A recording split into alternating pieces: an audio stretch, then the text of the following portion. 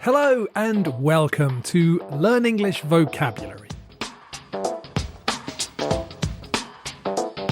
My name is Jack and I'm making this podcast for you to learn or revise English vocabulary. You can find a transcript of this podcast on learnenglishvocabulary.co.uk. There's a page for this podcast with the transcript, an activity and a task for you to do in the comments section.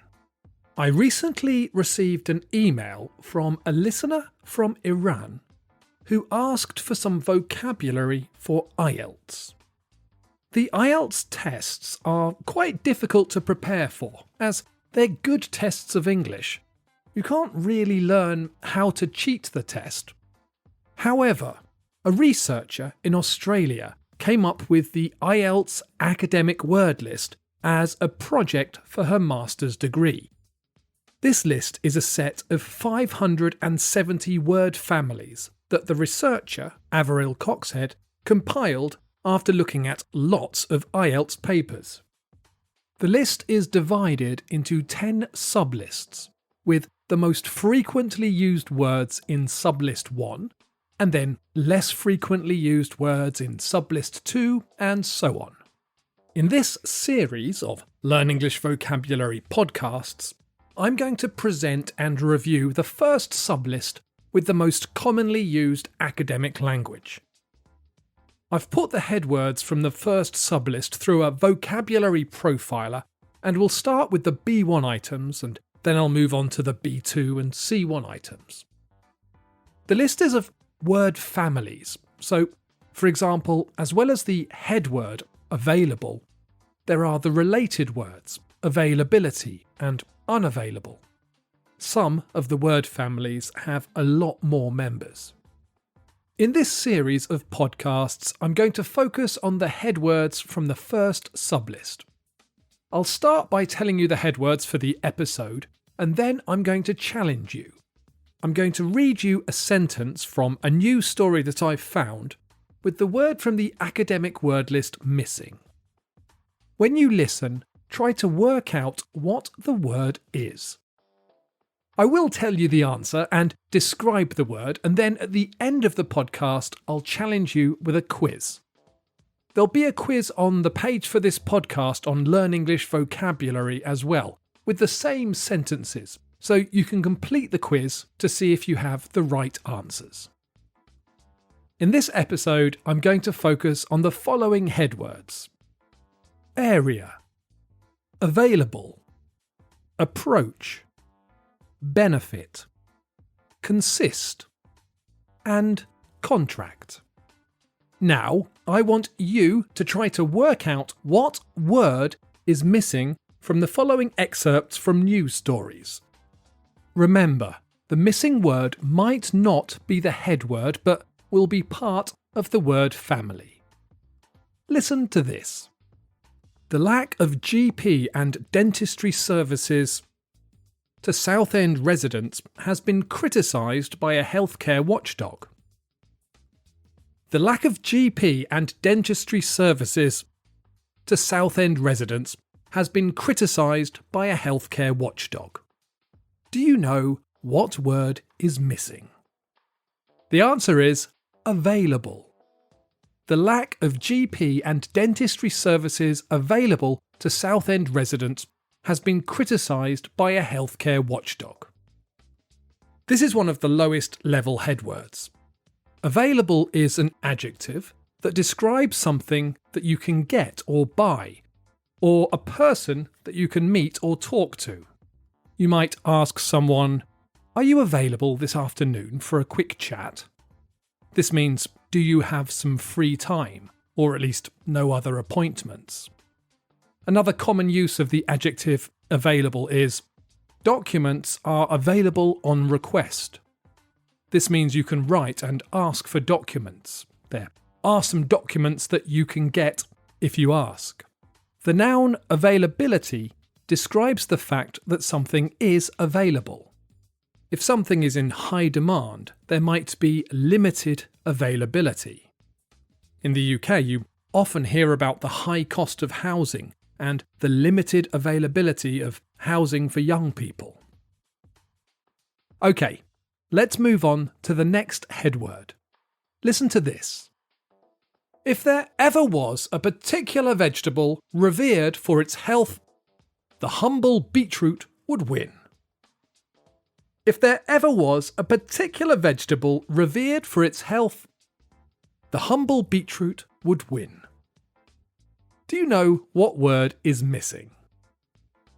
The answer is benefits. If there ever was a particular vegetable revered for its health benefits, the humble beetroot would win. A benefit is something that is good or helpful. You might ask, what are the benefits of studying English? What are the good things about studying English? The word is also used in the UK to talk about money that people receive from the government if they're out of work or have a disability and cannot work. You can claim benefits, which means you can go to a government office and register to receive money if you do not have a job. In the word family, there is an adjective beneficial, which means that something is good or useful, and the noun beneficiary, which is a person or group that receives benefits, usually money. You might hear about a new government program that promises to be beneficial for children and young people. The young people who receive the benefits of the program will be the beneficiaries of the program. Time for the next headword. Listen to this. Lewis Hamilton was reluctant to give away too much on Thursday about his negotiations for a new Mercedes, but admitted progress has been made. Lewis Hamilton was reluctant to give away too much on Thursday about his negotiations for a new Mercedes, but admitted progress has been made. Do you know what word is missing? The answer is contract. Lewis Hamilton was reluctant to give away too much on Thursday about his negotiations for a new Mercedes contract, but admitted progress has been made. The word contract has 4 different meanings, though 2 are related. The most common use is the noun form. That was the form missing from the sentence I read. It means a legal document that describes a formal agreement. I think most people have a contract with the company they work for. You can use the word contract as a verb to mean to make a legal agreement with someone to do something. When the word is a noun, the stress is on the first syllable and you can hear the O sound, contract. When it's a verb, the stress is on the second syllable, and the weak first syllable has the schwa sound, contract. You can contract a builder to build a house. People who work on short-term contracts are known as contractors. There are 2 more meanings. The first is the opposite of expand. If something gets smaller, then it contracts. The last meaning is to catch an illness or a disease. So, if you travel in a tropical country, you might contract malaria if you get bitten by a nasty mosquito. I want to take a minute now to break from today's vocabulary to talk about my new sponsor, Rosetta Stone. Podcasts are a great way to learn some vocabulary and phrases, but there are some amazing new tools that can really improve your language learning. I've been trialling Rosetta Stone's app to learn Italian, and it's really very impressive. Rosetta Stone has been a leading provider of language learning products for 30 years, and they've helped millions of people learn English and Italian, Spanish, and, well, you can learn 25 different languages on their app. Okay, for a limited time, Learn English Vocabulary listeners can get Rosetta Stone's lifetime unlimited subscription, which gives you access to all 25 of their languages forever for 40% off. Visit rosettastone.com/today. Rosetta Stone, how language is learned. Time for the next head word. Listen to this. As soon as it started pouring in Chennai in the early hours of Monday, many plunged into darkness due to interruptions in the power supply. As soon as it started pouring in Chennai in the early hours of Monday, many plunged into darkness due to interruptions in the power supply. Do you know what word is missing? The answer is areas. As soon as it started pouring in Chennai in the early hours of Monday, many areas plunged into darkness due to interruptions in the power supply. An area is part of a place. You can talk about an area of a room, or an area of a town, or an area of a country, or even an area of the world. This is one of the lowest level words on the academic word list, and the family only includes area and areas. In academic language, we also use the word to talk about an academic field or to specify a subject that someone is studying. You might hear someone say they are interested in different areas of academic research, or someone might say that they can't answer a question because it's not their area of expertise. Time for the next head word. Listen to this. What did a typical cowboy diet of in the Old West? What did a typical cowboy diet of in the Old West? Do you know what word is missing? The answer is consist. What did a typical cowboy diet consist of in the Old West? If something consists of something, then it is made of that thing. We always say consists of. So a water molecule consists of 2 hydrogen atoms and an oxygen atom. In the word family, there are 2 more useful members. The first is consistent. This means that something always happens in a similar way or is of a similar quality. So you might complain about your teacher if you think that they are not consistent in the way they grade your homework. We also use the adverb form. Your teacher might praise you and say that you are consistently working above the level of the group. The second useful member of the word family is consistency. This is a noun that means the physical nature of a substance. I think it's most commonly used to describe a paste or a thick liquid. If you're making pancakes, you need to add milk to eggs and flour until it has the consistency of single cream. Time for the last head word for today. This time, I've not chosen the head word for you to guess. Listen to this. The Duke and Duchess of Cambridge are keen to change their titles whilst on royal business. They want to be less formal, less stuffy, and break away with a lot of the tradition. The Duke and Duchess of Cambridge are keen to change their titles whilst on royal business. They want to be less formal, less stuffy, and break away with a lot of the tradition. Do you know what word is missing? The answer is approachable. The Duke and Duchess of Cambridge are keen to change their titles whilst on royal business. They want to be more approachable, less formal, less stuffy, and break away with a lot of the tradition. The head word is approach, which means to come near to something. Normally, we use the word to talk about people and things.